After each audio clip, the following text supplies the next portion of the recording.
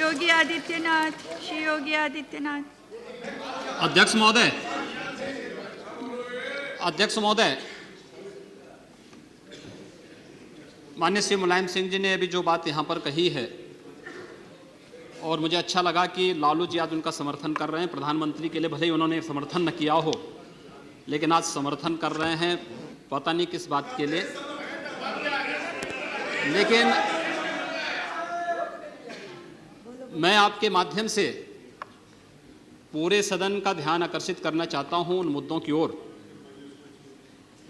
जो आज भी सदन की मर्यादा के विरुद्ध यहां पर बातें हो रही हैं और किस प्रकार से गुमराह किया जा रहा पूरे देश को।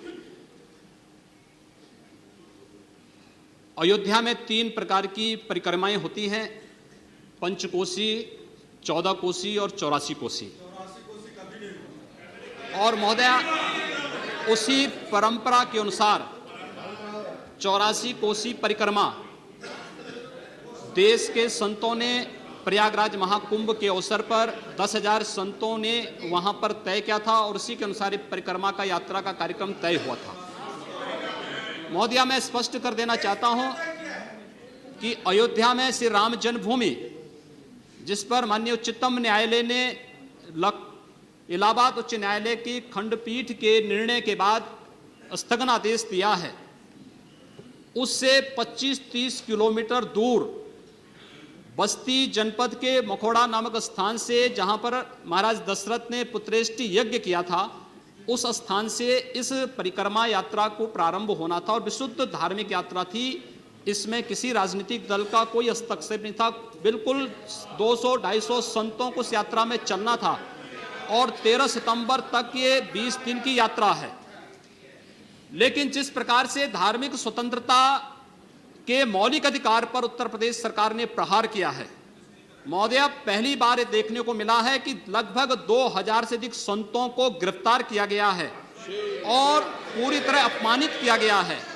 यहां तक कि अयोध्या जी में सरयू जी का स्नान करने वाले जो संत ऐसे हैं जो केवल सरयू जी का स्नान करते हैं, उसी का जल का ग्रहण करते हैं, उन्हें वहां सरयू जी का पूजन नहीं करने दिया गया, स्नान नहीं करने दिया गया, जबरन उठा करके बंद कर दिया गया, उन पर लाठियां चलाई गई हैं, पूरी तरीके से अपमानित करके। सबसे पहले तो सरकार ने हमारे संवैधानिक और मौलिक अधिकारों का हनन किया है।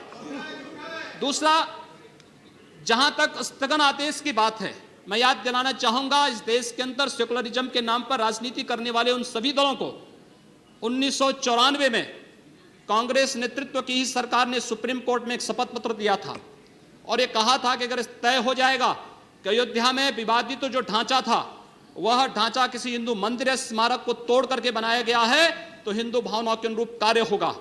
आखिर यह साबित हो चुका है। अयोध्या में 30 सितंबर 2010 को इलाहाबाद उच्च न्यायालय की लखनऊ खंड पीठ की पूर्ण पीठ ने जो फैसला दिया है, उसमें तीनों जजेस ने एक स्वर से कहा है कि विवादित भूमि ही राम जन्मभूमि है और जब विवादित भूमि राम जन्मभूमि है तो फिर उसके लिए कानून बनाने की मांग इस देश का संत समाज कर रहा है, कोई पाप नहीं कर रहा है।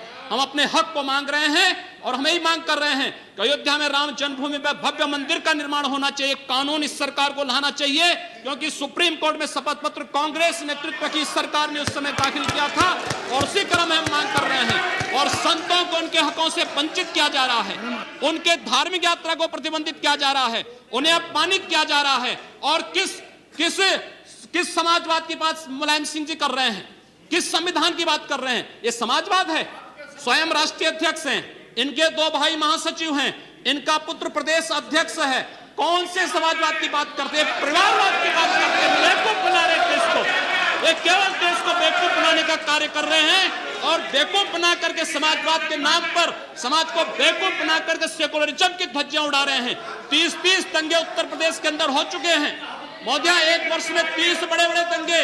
हर दंगे में हिंदू प्रताड़ित हुआ है, हिंदू जेल में बंद हुआ है और यह सरकार परंपरा की बात करती है। किस परंपरा की बात इस सरकार कर रही है? कि आतंकवादियों के खिलाफ दायर मुकदमों को वापस लेना कौन सी परंपरा का हिस्सा है?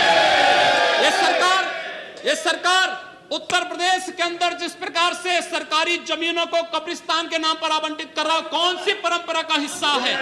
जिस प्रकार से वहां वहां के गरीबों, वहां के पिछड़ी जाति, वहां के अनुसूचित जाति के हकों पर डकैती डला करके यह सरकार जिस प्रकार से जंगल राज कायम की उत्तर प्रदेश के अंदर, आखिर वो किस परंपरा का हिस्सा है?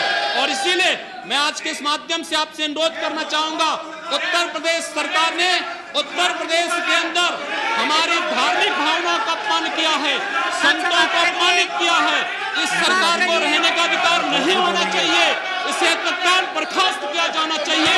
आपसे मैं ये अनुरोध करूंगा कि भारत सरकार से मैं ये मांग करूंगा, ये सरकार लड़ाने का कार्य कर रही है, यह केवल मुस्लिम जिहादी आतंकवाद को प्रश्रय दे करके, हिंदुओं को अपमानित करके संतों का अपमान करना चाहती है।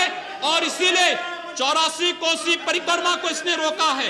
महोदया, जितनी फोर्स वहां लगाई गई अब समाप्त उसका करिए। दशांश भी, महोदया, उसका केवल दशांश भी केवल सुरक्षा के लिए देखी 200-250 संत अपनी धार्मिक यात्रा को शांतिपूर्ण ढंग से निकालते।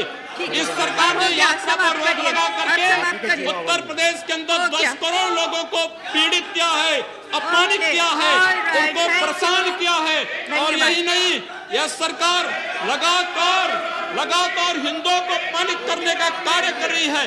और इसीलिए मैं आपके माध्यम से अनुरोध करूंगा, इस सरकार को रहने का कोई अधिकार नहीं, इसे बर्खास्त किया जाना चाहिए।